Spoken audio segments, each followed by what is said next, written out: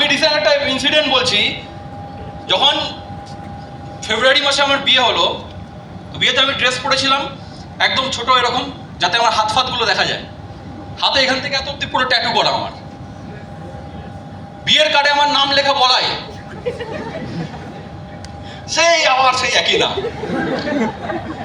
এখানেও ছাড়ছে না বিচার। হ্যালো, বলতে পারছি না। পরে বিয়েটি হওয়ার পর শুনতে পেলাম মেয়ের বাড়ি থেকে ওখানে রিলেটিভ সার্কেল সবাই নাম দেখা হতো, কিরকম হবে, কেমন নাম। বিয়ে বাড়িতে এসে লুকিং ফুকিং দেখে ফিদা, বলছে নামের সাথে পার্সোনালিটির কোনো ম্যাচ নেই।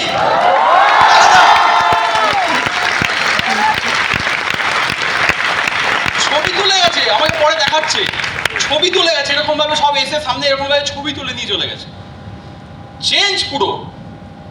তাহলে একটা জীবনে, একটা মানুষের জীবনে একটা লো কনফিডেন্স থেকে শুরু করে একটা কনফিডেন্স কি করে আসে? যখন মানুষ কিছু অ্যাচিভার হয়, লাইফে কিছু করে, জীবনে কিছু করে দেখায়, যেটা সত্যি দেখানোর মতো 10টা মানুষ চোখ ফেটে দেখবে যে হ্যাঁ রিয়েলি এই মানুষটা জীবনে অ্যাচিভার, লাইফে কিছু করেছে, মানুষের সম্মান অটোমেটিক্যালি দেবে, মানুষের ভেতরে কনফিডেন্স অটোমেটিক্যালি জেনারেট হবে। বোঝা গেল না? কনফিডেন্স আসে তোমার কাজ থেকে, কনফিডেন্স আছে তোমার জীবনে অ্যাচিভমেন্ট থেকে, তুমি কি করেছো লাইফে সেটা থেকে। ডক্টর এপিজে আব্দুল কালাম দেখতে খুব ভালো ছিল না, ডক্টর এপিজে আব্দুল কালামের বিশাল কিছু লুকিং ছিল না, পুরো ওয়ার্ল্ড মানুষটার সামনে মাথা নত করে, because he is doctor APJ Abdul কালাম।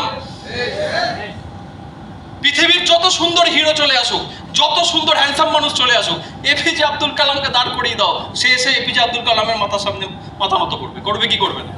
কেন? বিকজ সে এমন কিছু করে গেছে যেই কাজ আর বাকি 20টা 100টা 20,000 মানুষ করতে পারবে না। ঠিক বলছি কথাটা? হ্যাঁ, তাহলে জীবনে কিছু এমন করতে হবে যেখান থেকে আমার লাইফে অটোমেটিক্যালি কনফিডেন্স জেনারেট হবে। তাহলে স্মার্ট ভ্যালু একটা মানুষের জীবনে চেঞ্জেস আনে তো। আমি